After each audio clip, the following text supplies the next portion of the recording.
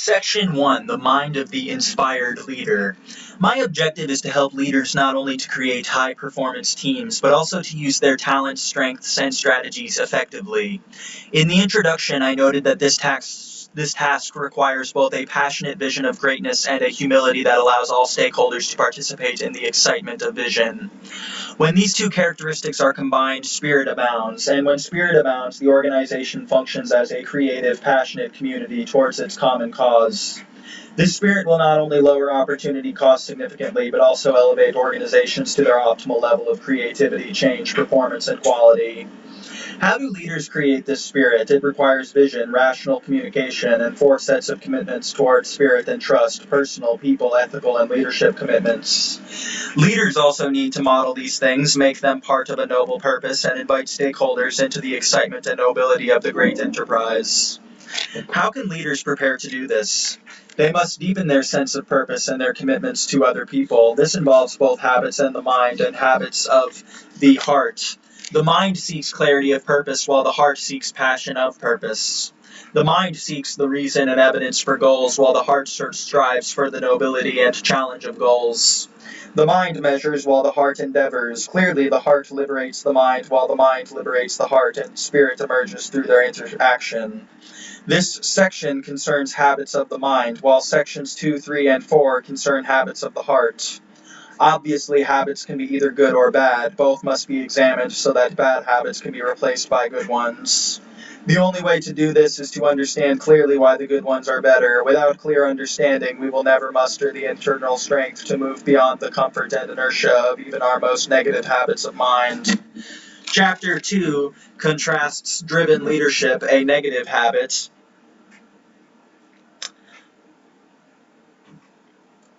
with inspired leadership, a positive habit. Chapter 3 then discusses 3 indispensable qualities for producing spirit, trust, and enthusiastic co-participation: vision, rational communication, and the 4 sets of commitments that condition the activities of the heart. The discussion of vision and rational communication reflects the positive habits of the mind required for inspirational leadership. Chapter 4 then looks at negative habits of the mind that undermine not only inspirational leadership, but also every form of noble purpose and common cause. I call this set of negative mental habits the 7 myths of mediocre leadership. Chapter 5 then looks at the measurement of spirit. The mind needs to measure, evaluate, assess, correct, nuance, and move ahead. But if the mind is oriented in a skewed direction, it may overlook crucial data. In organizations, the most overlooked data, the most serious errors of omission, are concerned with opportunity costs. The cost of lost opportunity. Chapter 5 alerts you to the 10 major categories of opportunity costs and then summarizes the steps and consequences of inspired leadership. When set within the 3-step process given at the end of Chapter 5, the habits of inspired leadership will open the door to the heart and provide the passion, hope, resilience, strength, noble purpose, and common cause that incite and excite individuals and communities towards extraordinary endeavor. 2. Inspired leadership versus driven leadership. Inspired leadership and driven leadership have one thing in common: they get to the goal. As most leaders know, the capacity to formulate and achieve goals is perhaps the most important determinant of success. Goals give a concreteness to dreams. They provide a conduit between the world of dreams and the steps taken to actualize them. Therefore, they engender a desire that lends itself to creativity, energy, and above all, spirit. When leaders are both dreamers and aggressive pursuers of the dream, they are likely not only to achieve, but also to achieve creatively. Their desire to reach the goal inspires them to adapt, to find ways around obstacles, to transcend inadequate patterns of thoughts, and to push beyond tepidity. Goals give courage, ardor, and strength. If inspired and driven leaders are essentially the same in their ability to formulate and pursue goals, how are they different? In the way they pursue these goals. As I note throughout this book, there are far more errors of omission omission than commission. When we make errors, particularly fatal errors, they generally do not arise out of being illogical, possessing false information, believing in lies, or being irrational. Often they arise out of oversights. We miss, ignore, or blind ourselves to data that is vital to our decisions. Such is the case with the driven leader who commonly forgets about collateral issues. These include enthusiasm, goodwill, morale, serendipity, open communication, and trust. They are, of course, issues that concern at once the culture of organizations and the minds and hearts of individuals. They control whether energy, creativity, and adaptability are increased or substantially decreased. They determine whether self-accountability and self-motivation are present. They can debilitate in 5 ways: fear, resentment, suspicion, compulsive ego, and passive aggression. They can also produce the opposite: trust, goodwill, self-accountability, esprit de corps, and creative collegiality. If leaders attend to these collateral issues, they will leave a long-standing legacy. If they do not, they will engender anger, resentment, negativity, pushback, aggression, and eventually a swing of the pendulum in a direction opposite of where they intend to go. An inspired spirit-imparting leader leaves a long-standing legacy because she cultivates open communication, an atmosphere in which risks can be taken, a desire to imitate her spirit, a sense of collegiality, trustworthiness, and a confidence about the imminence of success. She gets to the goal not by creating dysfunction, example, fear and resentment, but by reducing it. She does not get to the goal by ignoring the needs of her colleagues and coworkers, but rather welcomes all stakeholders through her attentiveness, confidence, and ability to listen.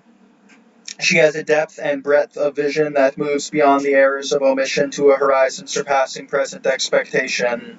How does the inspired leader come to this deep and encompassing vision of the goal amidst collateral issues? She is at peace, a peace arising out of a deep awareness of self, others, and the world, a peace grounded in a firm sense of purpose, not merely purpose for oneself, but beyond oneself toward the common good. This peace may not be directly felt. It could manifest itself in the lucidity and clarity of thought, in the profundity of good judgment, and in the effectiveness of well-conceived action. When this peace is absent, thoughts tend to be confused, judgments poor, and actions beleaguered by the endless spinning of wheels. The most obvious difference between an inspired leader and a driven leader is the inspired leader's possession and communication of spirit. Inspired leaders impart common cause, hope, resilience, creativity, energy, synergy, and optimal fulfillment of optimal good goals. They give rise to a spirit de corps. In so doing, they not only reduce opportunity costs, they transform environments into highly productive, exhilarating, and even fun places to be. Perhaps the best way of describing the inspired leader's most fundamental quality is to describe the spirit he puts into the community. We hear the word spirit used in a variety of contexts: the spirit of leadership, a spirit de corps. He is a spirited person. She is inspired. It connotes energy, enthusiasm, a psychic surge that goes beyond the laws of physics. 7 effects of spirit. How does spirit affect individuals?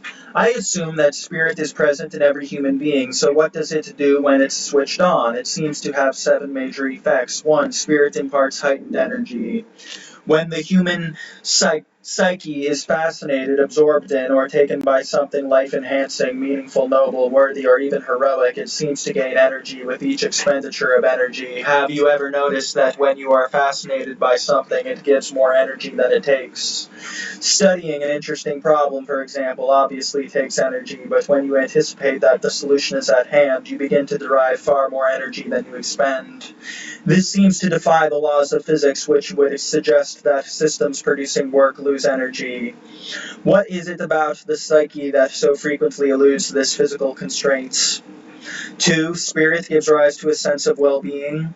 We see the elicit from certain words and experiences a sense of being more alive, of being charged with the grandeur of a project or the beauty of the world. When we experience this being more alive, we are filled with hope, aspirations, ideals. Indeed, we feel at home in the totality of all that is, not merely that we have a place amidst it all, but that we have a significant place. This purpose gives rise to the power of goals and aspirations that can provide a drive in us far beyond any predictable physical model or equation. 3. Spirit opens the way to creativity. There is a capacity within us to achieve higher viewpoints, to not only get outside the box, but to stand above multiple boxes and unify them all with one grandiose mental superstructure. We see this in great geniuses like Plato, Aristotle, Newton, Einstein, and Heisenberg. But if we reflect for a moment, we will see it in ourselves. Virtually every positive form of change and adaptation requires a movement to such higher viewpoints. To move beyond the parameters of a previously established system, we need to stand above it, to see an old system in relation to a myriad of other analogous systems. These other systems might be similar or dissimilar to the old system, but the most creative insights come from the similar ones.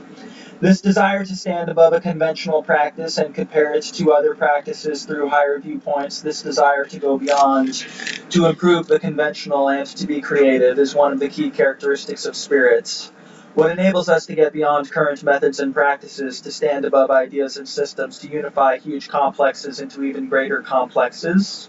Sir Arthur Eddington, one of the greatest pioneers of contemporary physics and cosmology, phrased it this way: "We all know that there are regions of the human spirit untrammeled by the world of physics. In the mystic sense of the creation around us and the expression of art and a yearning toward God, the soul rises upward and finds the fulfillment of something implanted in its nature.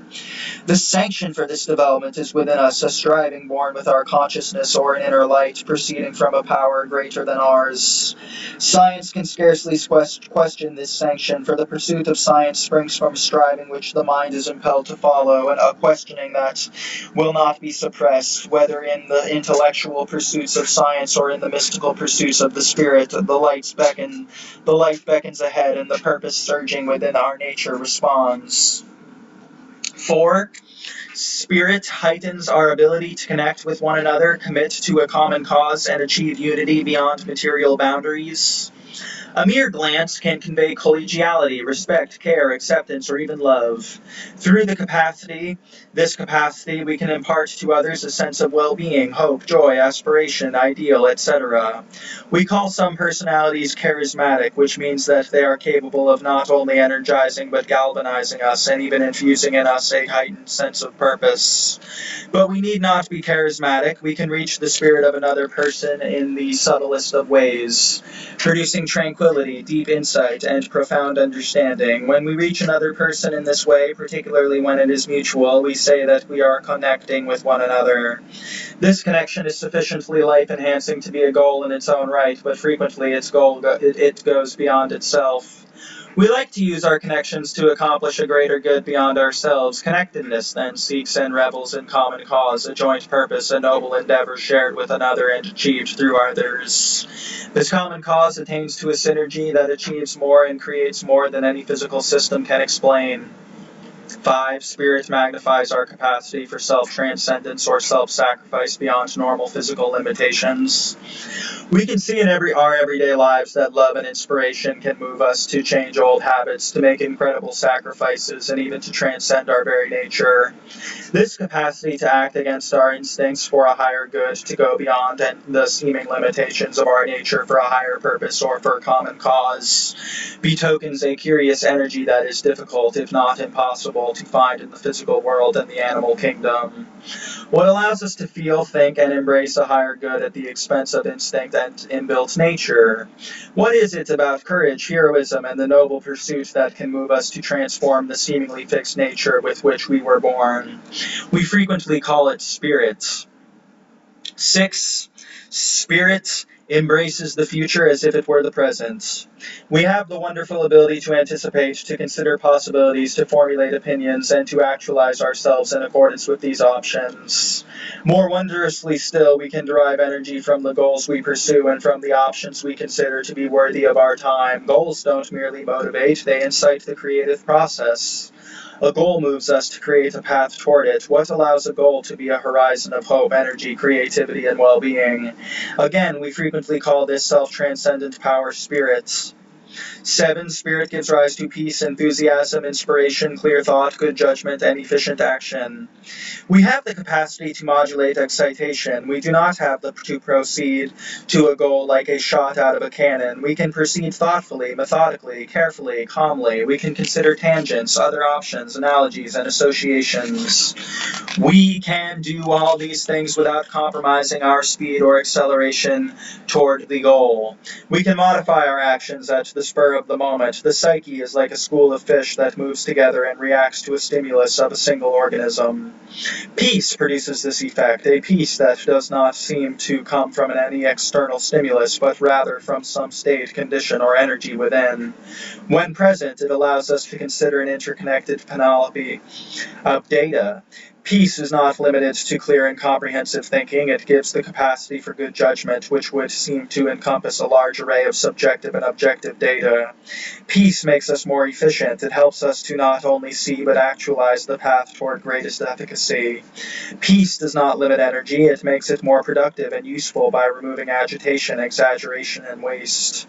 When we spin our wheels, we are probably agitated. When we are effective and efficient, we are probably at peace. What can purify the use of energy and make most effective use of thought, action, and feeling? What allows us to live our lives with a sense of impeccable timing? Again, we call it spirits. I do not expect you to have an image of spirit, but rather a sense of it, a sense that will enable you to harness its power, to move beyond, to act against instinct, to promote the higher good, to be emboldened, enlivened, to connect, to love, to achieve synergy, to create, and to transcend. Given the changes in organizational environment and the ever greater demands being made of leadership, we would be negligent indeed to ignore or waste these capacities of spirit. Harnessing spiritual capacity. Can this capacity for multi-human, superhuman, and even multi-superhuman activity be harnessed? Yes. History is replete with examples of leaders who have done so. These leaders had a sense of purpose and destiny. If today's leaders are to attain this quality of greatness, they will need this same spirit. Inspired leaders produce group ethos, emotion that charges a culture. When group ethos is consistent and strong, sympathy, emotion, and even passion for spirit and common cause toward the common good are equally strong. Conversely, weakness in group ethos produces weakness in sympathy, emotion, passion, spirit, and common cause. Sociologists and anthropologists since Max Weber have held that organizations go through 3 phases. 1. The phase of charismatic leaders who possess charisma and spirit to impel new ideas, organizations, and institutions into being. 2. The phase of interpretation, where less charismatic leaders attempt to keep the spirit of the original charismatic leaders alive. And 3. The phase of codification, where spirit seems to disappear and is replaced by structures, processes, systems, and laws that try to imitate and concretize the effects of the foregone spirit of the founders.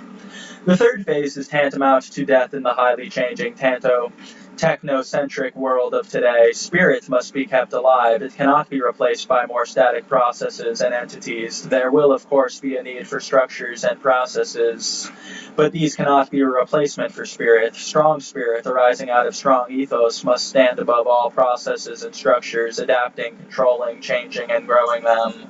If leaders harness and convey this spirit, they will impart 12 measurable qualities to their products, processes, and people. I will categorize these 12 qualities under 4 headings. Capacity for change and growth. 1. Adaptability and openness to change. 2. Increased ability to take reasonable risks.